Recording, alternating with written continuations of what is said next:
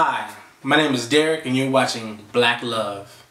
On this episode of Black Love, I'll be discussing public education. There is nothing positive, there is nothing prosperous about public education. Public education as a whole is not made for anyone to succeed. Not succeed in business, not become a scholar, none of that. So I need you to understand that you as black people are on the bottom of the totem pole. We get the worst of the public schools.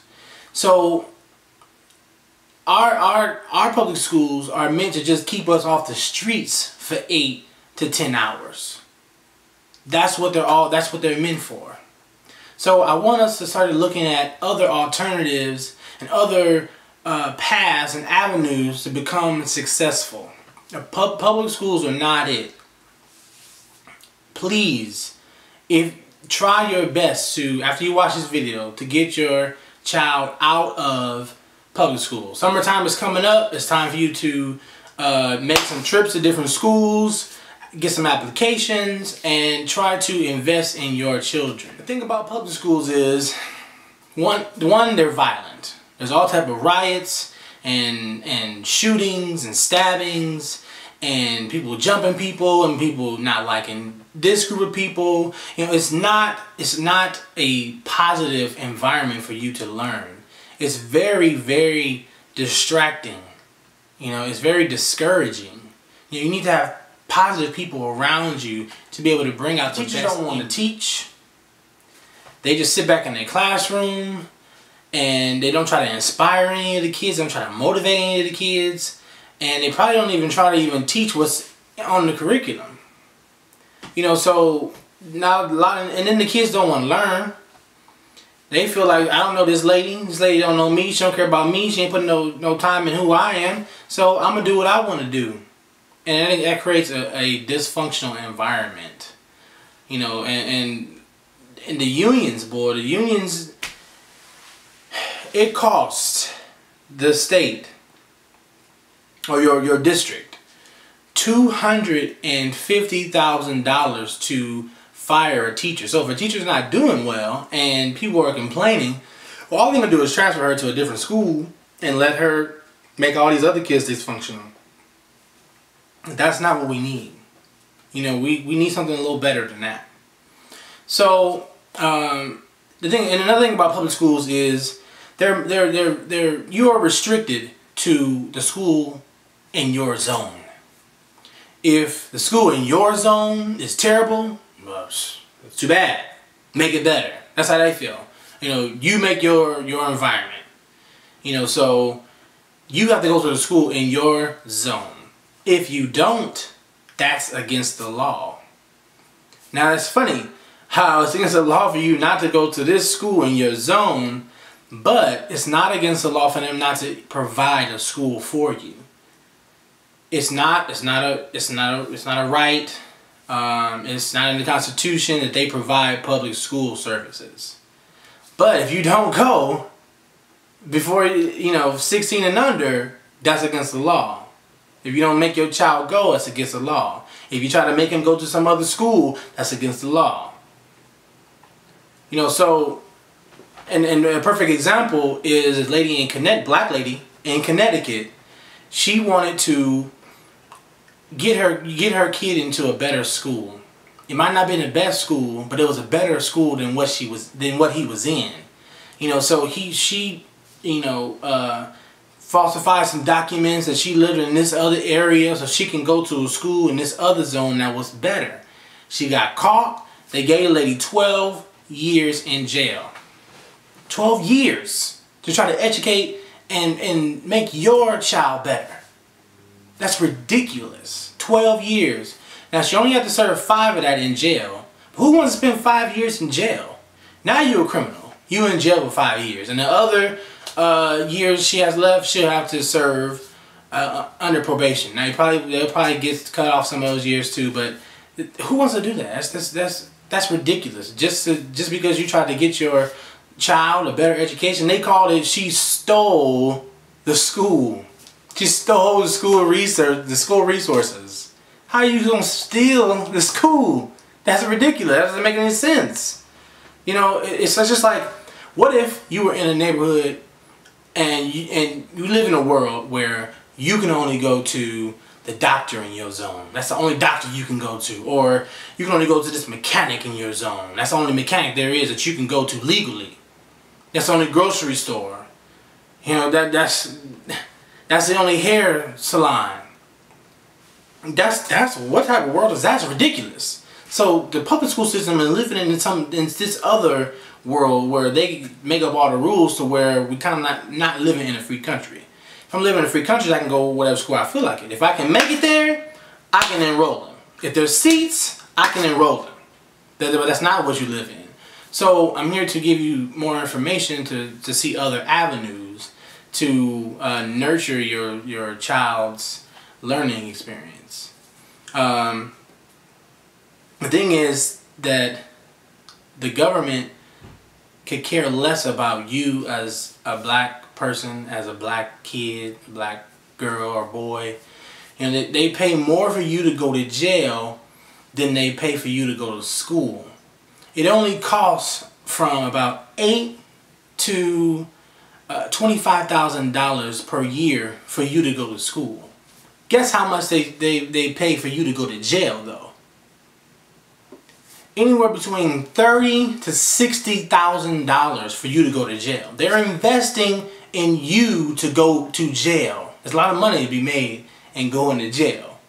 So I want you to understand that this system is not made for you to succeed. They're waiting on you to drop out, mess up, and go to jail.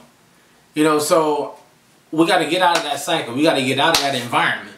We got to separate ourselves from that. So there's a few other things that we can do in order to one alternative for public schools will be private schools. Now they are expensive, but we have to step back here. We got to step back and look at the bigger picture here, not just exactly what's in front of us. We got to look at it, you know, from afar so we can see everything that's going on. Now, with private schools, there's all type of different private schools with different curriculum that can maybe show your kid something that he wouldn't have ever learned at a public school. You know, they abide by different rules and regulations. But it is costly. Now, understand that. Now, what we need to do, if you have the means, is maybe step back a little bit and try to see if you can invest in your child, in his or her future. Because this is detrimental to our survival as black people, is to educate ourselves. So instead of spending money on Gucci and on Jordans and Louis Vuitton and all that stuff and weaves and stuff, maybe we should take some of that money and see if we can invest that into our kids. You know, we have to invest in our children. We got to stop calling them names, stop calling them little monster, little monkey. We got to stop calling them stuff like that, little devil. We got to stop calling them things like that, because that mentally and in their subconscious it affects them. You know, so we have to invest positive things into their life and not things that really don't mean anything by like getting your little son Jordans. It really doesn't mean much. So we got to start investing in ourselves and looking at what's really important here. Now, everyone is not going to be able to do that because, you know, those are mostly for people who are in two-income homes. Private schools, you know, they are expensive. I went to a private school. It was really, I loved the experience, but I was on a scholarship. You know, so they do have scholarships for private schools, you know, so you can look into that. I was on a sports scholarship, so I did pay maybe like half of what was owed per month, you know. So but there's ways we got to just step back and say, you know what, I think I'm gonna invest in something that means something, like my child. The second thing is, you know, there are tons of charter schools. Charter schools are all over the country, even just in LA. There's hundreds and hundreds of charter schools. I was very surprised to see how many there are. Now, they might not always do better academically than the public school, but the one thing that's a factor is there won't be any violence. There's not going to be raids in your school, or the SWAT team coming with dogs and rubber shotguns. It's not going to be any of that type of stuff. He won't be in that type of environment. He'll be in a positive environment.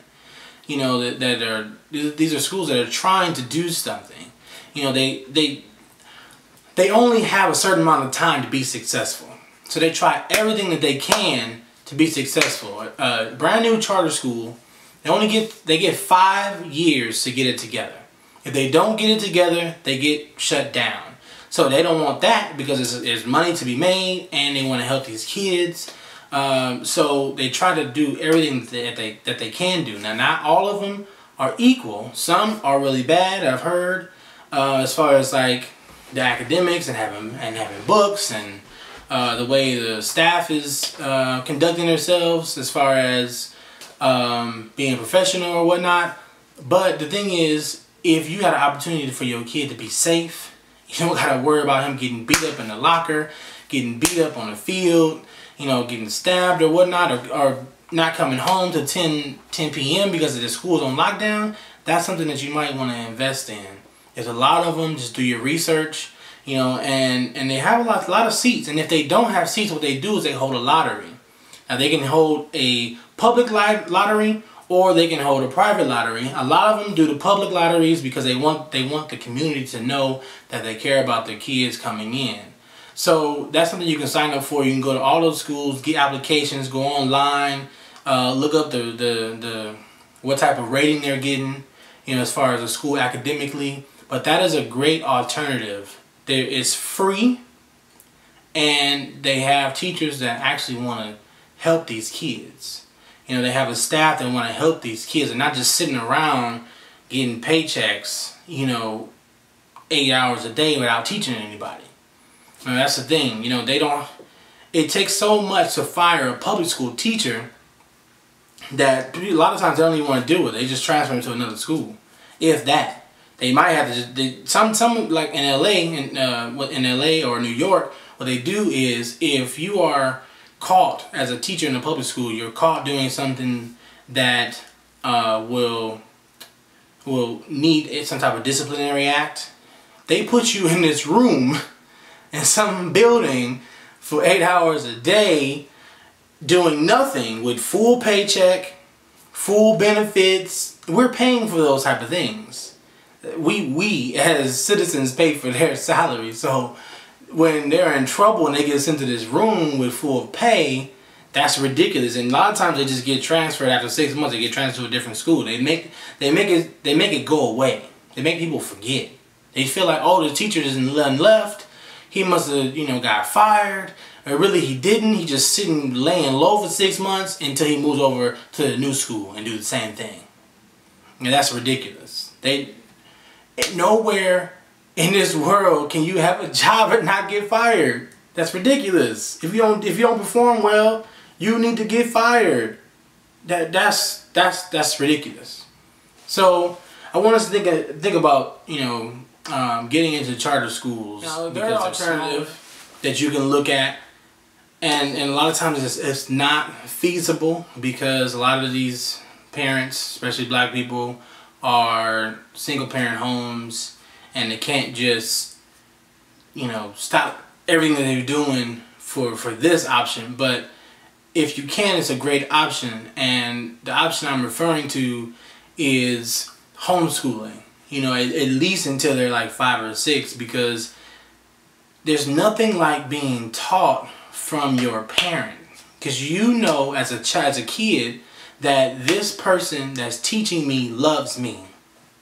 You know, they're giving me all this attention, they're giving me all this knowledge, you know, and this is my mom, and I can talk to her about anything, and she's not going to say that I'm dumb or I'm stupid. Go sit in a corner, turn your desk away from all the other kids. That's just not productive. You know, no kid wants to hear those type of things just because he's hyperactive. He's a kid. He might be hyperactive. He's a boy too. All boys are active. And we gotta stop. We have to stop letting these teachers diagnose our kids without having any type of background in psychology or psychiatry, because it is really hindering us. If they tell you that your kid has ADHD, that's ridiculous. That's not even a real disease. ADHD is not a real disease. They came out with, what is it? ADD, attention deficit disorder, but they were giving people drugs, but there's not a drug to make you pay attention. So if you have a attention deficit disorder, then you have to have something that's going to make you focus. There's nothing to make you focus. It's not a drug to make you focus. That doesn't exist. So what they did was they came out with ADHD. They put the hypertensive in the middle of it. And now there is something that'll make you calm. We know that all day long. There's all type of drugs that make you calm. Weed, crack, heroin, they make you calm. You know, so they can reproduce that, no problem. And now you're not hyper. So they say, well, we cured that. ADHD cured. That's ridiculous. There isn't any drug to make you focus. All it's going to do is make you a zombie all day. And not only that, it's addictive. It's just as addictive as heroin. It's the same type of drug. You know, so now the kids are doped up and they're addicted and not learning anything. They're just sitting quietly so the teacher in public school can not be interrupted. She can do whatever she wants to do, how she wants to do it, instead of trying to motivate this kid. You know, so homeschooling is a great thing if you can afford it. Now, some people can afford it, still need to step back and just look at it. Maybe I should try to invest in my child's development, especially early stages. You don't want him to have a teacher that's putting him down all the time. You know, because as a kid, when you're a kid, you look for affirmation. You look for that affirmation from adults, from your parents, from your mom, from your coaches, from your teachers. And from your teachers, you see every day. And as a kid, you see her every day 6 hours a day. And you're hearing all this negativity, it really makes an effect on you. So if you can, I would suggest homeschooling if you can do that. But if not, I understand, because we're all in this predicament where, you know, the dad's not in the homes, or we just don't make enough money. It's just not feasible, you know, but it is worth taking a look at, just stepping back and see, you know what, maybe I can stop paying this $200 for this thing per month and try to invest it in my son or in my daughter's future. You know, maybe, you know, we can live off of one income in the home, and I'll stay home and be homeschooled. Now, if you're not a teacher, don't do homeschooling. We're not just doing it just for the fun, just for the heck of it. So you can say, oh, I didn't put my son in that public school, I homeschooled him. Now he don't know his ABCs. That's ridiculous. That's counterproductive. So I'm not telling you to do that. Make sure you know what you're doing if you're going to homeschool. And if you're thinking about doing it, study. Study up. Study up and do the lesson that you learned last night. That's what you're going to teach them in the morning.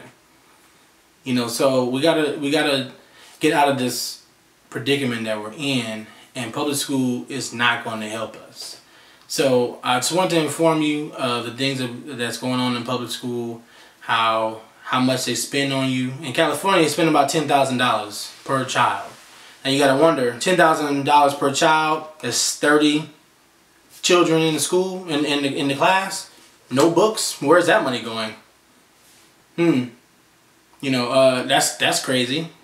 You know, altogether, it's over $300,000 they spend a year, including the salary of the teacher, per class. So, where's all the money going? I can't get a book. I can't get a computer. I don't got one computer in the class. That's what I'm talking about. They're not here. They're not there for that. You know, all these administrative people, they're taking all the money. They got the Benzes. They take their kids to the great schools. They don't take their schools to the inner city public schools. They don't take their children to the inner city public schools. That's not happening. You know, so we need to not just go with what everyone's always done. We've always just gone to public schools. Well, we need to think out the box a little bit. Why are we doing this? You know, what are the benefits? And if you're not really seeing any, and you're not really understanding, you're just doing stuff because it's always been done that way, You went to a public school, your mama went to a public school, your whole family went to a public school. You got to get away from that. You know, times are changing, and education is going to be big. It's going to be big. You know, they're going to be hiring people with skills. Labor does not pay. If you have a laborious job, that's not going to pay. You know, even if you worked your way up, you were mopping floors 10 years ago, and now you're the manager. But the thing is, if they lay you off, what credentials do you have to go somewhere else and still be a manager? That's the thing. That's the difference between a job and a career. A career, you can travel all over the place and do the same thing, making the same money, good money. A job, you gotta hope someone wants someone wants your services that you can provide. Bagging bags, sweeping, cleaning up stalls. You know, those are labor. That's labor. Those are laborious jobs. You know, and that's not what we want to do. Our kids need to have skills. They need to know how to fix cars, fix computers, pharmacy tech, you know, being a nurse, you know, things that take skills that people pay money for, because that's rare. So they're going to invest in that. You want people to invest in your children. And when you get older, he can take care of you. You know, you took care of him, you made sure he had everything he needed, and he will respect that, she will respect that, and she will take care of you as you get older. You don't have to worry about when you're 65 years old and they push the retirement age up to 70. You won't have to worry about what are you going to do. You know, so you want to just think a little bit out of the box. That's what I wanted you guys to do. So again, my name is Derek. This is Black Love. I wish you guys peace, harmony, and success in everything that you do. I'm out.